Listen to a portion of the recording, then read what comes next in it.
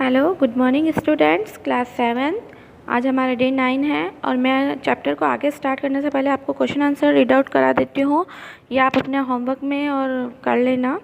तो हमारा first question है, write to example for each of the following water lesson से। तो इसका आएगा, फर्स्ट आएगा natural source of salty water में कौन कौन से आते हैं, जो नमकीन पानी खारा होता है, तो उसका आंसर होगा सी वाटर और ओशंस वाटर। नेक्स्ट आएगा इंडस्ट्रियल यूज़ ऑफ वाटर, यानी कि फैक्ट्रीज़ में जो इंडस्ट्रियल एरियाज़ होते हैं उसमें वाटर की यूजेस क्या होते हैं। तो स्टूडेंट्स, आपको मैंने उस दिन बताया था ना टॉपिक में कि एक तो क्लीनिंग के लिए काम आता है और एक कूलिंग के लिए काम आता है फैक्ट्रीज़ में। ये दो काम आते हैं वाटर्स फैक्ट्रीज में वो। ओके, थर्ड आता है हमारा वेज ऑफ सेविंग वाटर, कि हम पानी की सेविंग किस तरह से कर सकते हैं। तो दैट इज़ उसके लिए होगा हमारा अवॉइडिंग वाटर वेस्टिंग, मतलब कि हमारी जो हम वेस्ट यूज़ करते हैं ना वाटर्स का, उसको सेव करना है। वाटर्स बिल्कुल भी बिना मतलब के उसका वेस्टेज यूज़ नहीं करना है। जैसे आपको मैंने उस दिन भी बताया था कि जो पानी का कितना परसेंट है, 1% ही है जो हम यूज़ करते हैं, वरना 2% तो नॉर्मली, वो भी 3% में से नहीं, हमारे यूजेस लायक नहीं है। जो फ्रेश वाटर है वो सिर्फ 1% रह जाता है। तो डर आप उसका अंदाज़ा लगा सकते हैं स्टूडेंट्स कि 1% वाटर को हम किस तरह से यूज़ कर सकते हैं, उसका मिसयूज़ नहीं कर सकते, उसको जितना हो सके उसकी सेविंग कर सकते हैं। ओके, क्योंकि धीरे धीरे जिस तरह से आबादी बढ़ रही है, जिस तरह से पॉपुलेशन बढ़ रही है, जिस तरह से हमारी जो आज की जनरेशन है उसको ध्यान में रखते हुए क्या है कि वो बहुत वेस्ट करती है वाटर। तो पॉपुलेशन बढ़ने के साथ ही हमें क्या है, वाटर की सेविंग करनी बहुत ज़रूरी होती है स्टूडेंट। नेक्स्ट आता है हमारा पॉल्यूशन ऑफ द वाटर। तो उसके लिए garbage and the harmful chemicals, इसके लिए क्या होता है कि वाटर्स को ख़राब करने के लिए जो होता है वो एक तो हार्मफुल केमिकल इफ़ेक्ट करते हैं और दूसरा है गैसेस का काम करते हैं। नेक्स्ट क्वेश्चन है हमारा, how much of the earth water is available it us of fresh water, यानी कि पृथ्वी पर कितने % पानी जो हिस्सा है वो हमारे यूज़ करने लायक है। तो दैट इज़ उसका आएगा 97%, 3%, 75% या नॉन ऑफ दिस। तो उसका आएगा 3%। Only 3% of the water, next question है, only 3% of water on the earth is fresh water.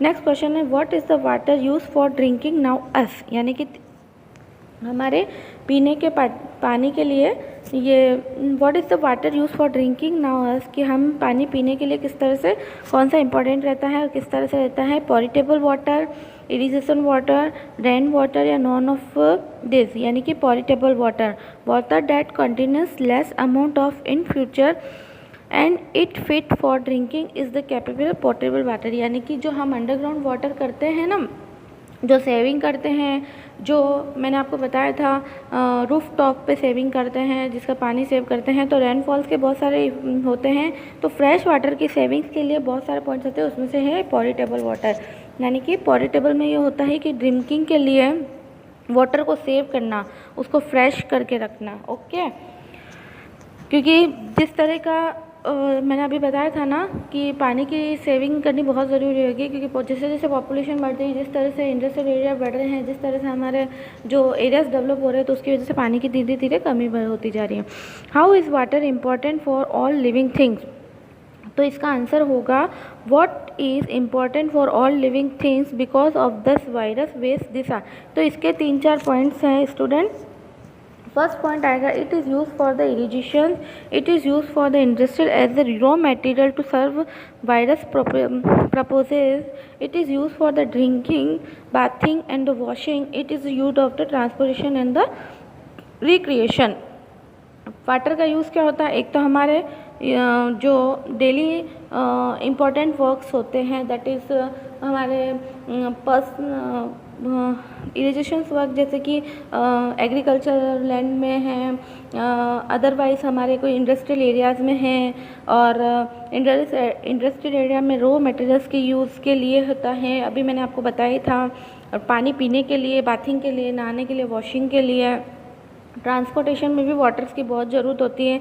तो इस फाइनली ये सब मिलाकर क्या होता है कि वाटर का जो मेन होता है वो है कि हमारे हर चीज़ में ये यूज़ होता है, किसी भी चीज़ में ये नहीं है कि वाटर सोर्स कम रहता है।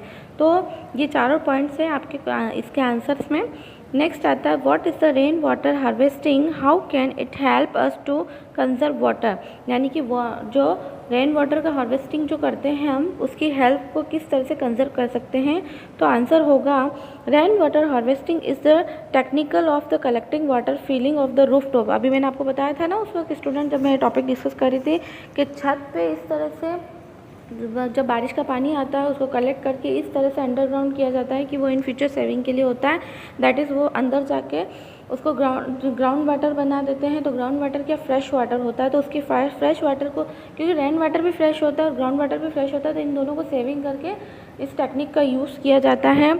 Which otherwise would go waste, उसमें से क्या करते हैं हम, हाँ वो पानी छन के जाता है, उसको उसके वेस्ट मटेरियल निकाल लिए जाते हैं। It help it the conserving rain water by the collecting of the water it words visual और the underground tank from the roof top. This conserve water can be use for various purposes after treatment.